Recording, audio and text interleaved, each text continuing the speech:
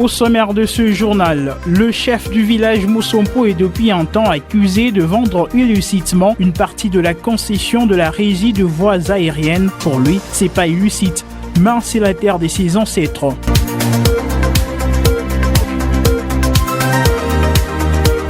Lancement ce jeudi 6 mai 2021 de la semaine africaine de la vaccination. C'est le ministre de la Santé qui a procédé à ces lancements. Le développement, c'est dans ce journal.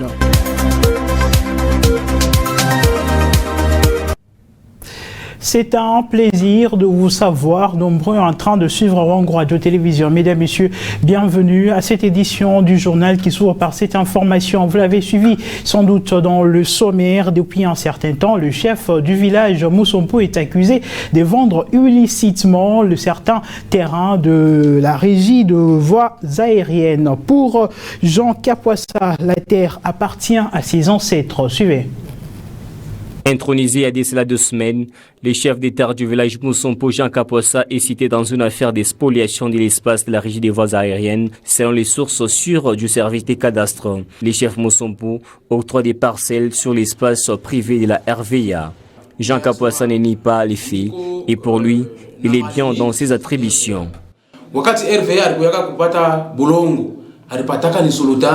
Lorsque la RVA avait sollicité l'espace, ils étaient venus voir toujours les chefs coutumiers. Mais c'est vraiment étonnant qu'à l'heure actuelle, ils disent que non, moi je suis en train de vendre une partie de leur concession. Si eux estiment qu'ils veulent agrandir, par exemple, l'espace de l'aéroport, ils doivent toujours venir me voir. On essaie de traiter les dossiers à l'amiable, au lieu de faire des chantages et des racontages, ce qui n'est pas normal.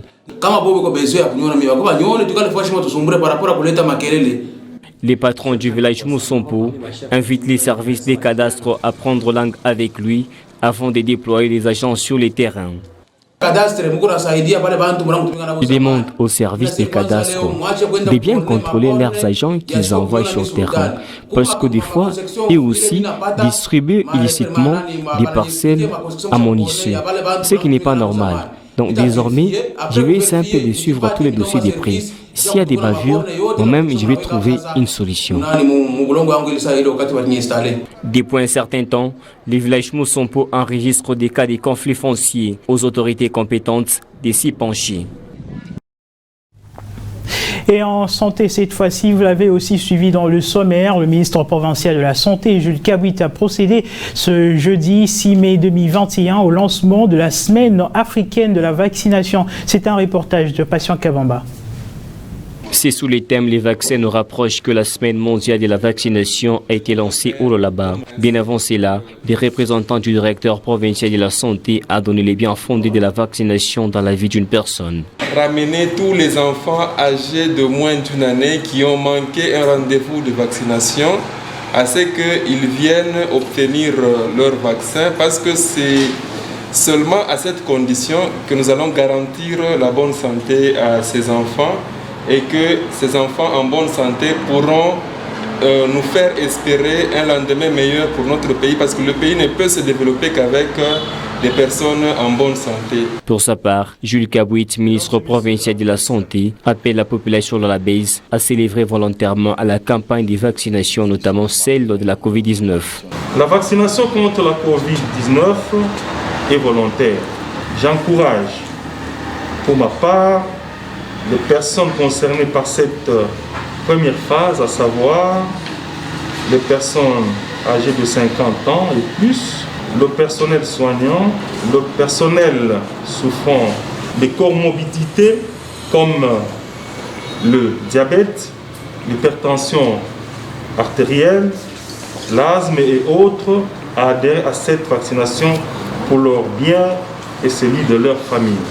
Selon le calendrier vaccinal, plusieurs vaccins sont prévus pour les enfants de 0 à 11 mois, notamment la coqueluche, la tétanos, la poliomyélite, la rougeole, la fièvre jaune, ainsi que la diarrhée rotavirus. À cela s'ajoute la vaccination contre la pandémie à coronavirus, dont les plus âgés ainsi que les volontaires sont concernés. Et la récolte de produits agricoles est encore timide dans la ville de Kolwezi. Cela se prouve sur le marché. Les produits champêtres sont de plus en plus rares. Sel, le maïs et les haricots sont abondants sur le marché kolwezien. Suivez. Dans le secteur Mouchiaboulouma du marché central de la commune Manika, ici, la plupart des produits agricoles de première nécessité ont quelque peu diminué faute d'approvisionnement. C'est notamment le maïs et les patates douces. Cette rareté démontre clairement la timidité de la récolte. Bon, le maïs, présentement, nous traversons un moment de la carence. C'est un maïs de la saison passée. Présentement, nous attendons cette saison ici. Nous attendons la récolte de cette saison. Nous vendons les soins ici à 2000, nous les grossistes, et les détaillants vendent 2100 francs. Contrairement au maïs, le haricot se vend en abondance dans ce milieu des négoces. C'est l'impact de cette saison agricole. Auparavant, on vendait difficilement. Actuellement, l'achat de marchandises se déroule normalement et l'argent circule. Le prix de produits agricoles commence à baisser. Ce type de haricots s'est vendu à 7000 francs congolais, mais actuellement, il revient à 5000 francs congolais. En somme, les différents marchés de Kolwezi seront inondés de produits agricoles probablement à partir du mois de juin, mois culminant de la récolte au Lualaba. Éducation, cette fois-ci, le président de la République, Félix-Antoine Tshisekedi, a promis de mettre fin à la pratique de vente de syllabus dans les institutions supérieures et universitaires. Ceci ressort de sa récente visite à l'Université pédagogique nationale de Kinshasa. Suivez. La pratique de la vente des syllabus dans les institutions universitaires prendra fin incessamment. Le président de la RDC l'a fait savoir au cours de sa visite à l'UPN en lieu et place. L'Internet à la portée de tous sera institué en vue de permettre aux cadres universitaires de mener à bien leurs recherches scientifiques. Décision saluée par le CTDO Chikali de l'Université de Kolwezi, mais qui émet des réserves sur sa faisabilité. Je pense qu'une telle mesure doit s'accompagner aussi des mesures conservatoires. Les syllabus, il ne faut pas toujours voir le côté lucratif. Quand nous produisons les cours, donc les supports, ce sont des matériaux didactiques qui accompagnent l'enseignement. Nous nous plaignons du faible niveau des étudiants que nous avons. Il suffit que vous êtes dans une promotion et que vous êtes en train de dicter le cours, mais c'est à peine que ce qu'ils écrivent ressemble à ce que vous dites. Mais pour certains cadres universitaires bénéficiaires directs de cette innovation, quelques préalables s'imposent. C'est pas bien parce qu'au Congo, par moment, il y a perturbation de réseau. Donc ça va poser problème à certains pour lire. Et puis on va lire, d'habitude avec le support, on lit aussi à la maison. Mais là, ça sera plus à la faculté. Et quand on rentre, c'est pas tout le monde qui aura le méga et aussi le problème des appareils Android. C'est très bien pour nous parce que ça va nous permettre de diminuer au moins les ajouts aux frais, vous voyez. La vente des syllabus était monnaie courante dans les universités et constituait une source de financement pour le corps professoral qui devra désormais se contenter du salaire mensuel. Et la vice-gouverneure et gouverneure ad intérim, Fifi Masuka, a accordé une audience au Forum national de la jeunesse, coordination du Lualaba, qui a été conduit par son président Séraphin Kiassage. Cette coordination a-t-elle présenté ses civilités à Fifi Masuka? Suivez. Nous sommes venus ici présenter les civilités à son Excellence Madame le vice-gouverneur, le gouverneur ad intérim, depuis qu'elle a eu le rang du pouvoir exécutif au niveau de la province.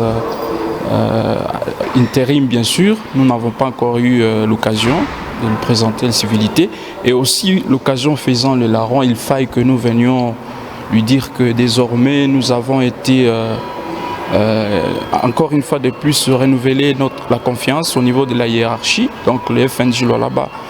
Nous avons encore cette confiance de travailler pendant les 3 années qui suivent et aussi lui dire que nous soutenons de manière indéfectible les institutions légalement établies ici en province et voilà, demander aussi un appui parce que nous avons des projets, nous nous intéressons à l'entrepreneuriat, pas à la casse, aux injures, pas à quoi que ce soit. L'excellence nous a dit ceci, désormais la force est à la loi.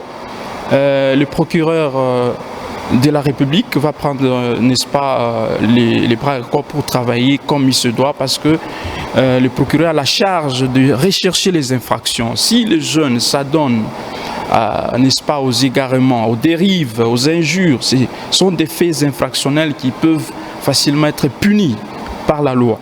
Donc, elle nous a vraiment promis de son soutien, de tout ce que nous sommes en train de faire comme petit projet. Voilà, en termes de construction, du point de vue culturel, nous avons, d'ailleurs nous informons, nous avons lors, n'est-ce pas, des Jeux de la francophonie, hymne à la jeunesse qu'on doit présenter à la francophonie, et nous avions voulu son soutien pour qu'elle puisse nous recommander afin que cet hymne soit chanté, soit entonné chaque fois qu'il y a de manifestations à caractère juvénile. Et pour terminer, l'Assemblée provinciale du Tanganyika a destitué Zoé Kabila ainsi que son gouvernement ce jeudi 6 mai 2021. Ces votes s'est déroulé en l'absence de Zoé Kabila et ses membres du gouvernement. Suivez.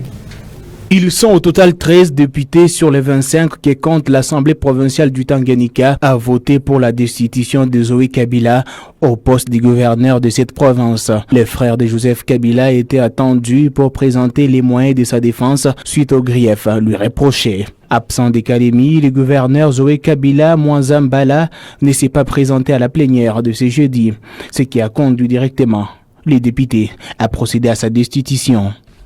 Parmi les charges retenues par les députés provinciaux, membres de l'Union sacrée de la nation contre Zoé Kabila, il y a la mauvaise gestion de la province, les manques de respect envers l'institution Assemblée provinciale ainsi que d'autres institutions nationales. À l'issue du vote, le dépouillement a indiqué les résultats que voici. 13 bulletins pour, 0 bulletin contre, 0 abstention. Ainsi donc, la motion de censure étant adoptée conformément à l'alinéa 42, à l'article 42, alinéa 3 de la loi numéro 08/12 du 31 juillet 2008 portant principes fondamentaux relatifs à la libre administration des provinces tel que modifié à ce jour, le gouvernement provincial du Tanganyika est réputé démissionnaire.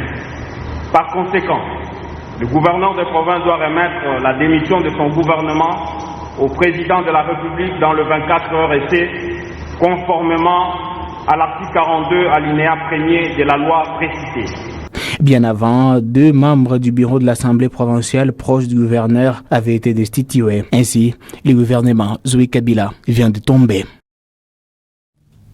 C'est cet élément qui met un terme à cette édition du journal. Mesdames, Messieurs, merci à vous tous de nous avoir suivis. L'actualité reste en continu sur notre site internet ainsi que notre bande passante. À très bientôt.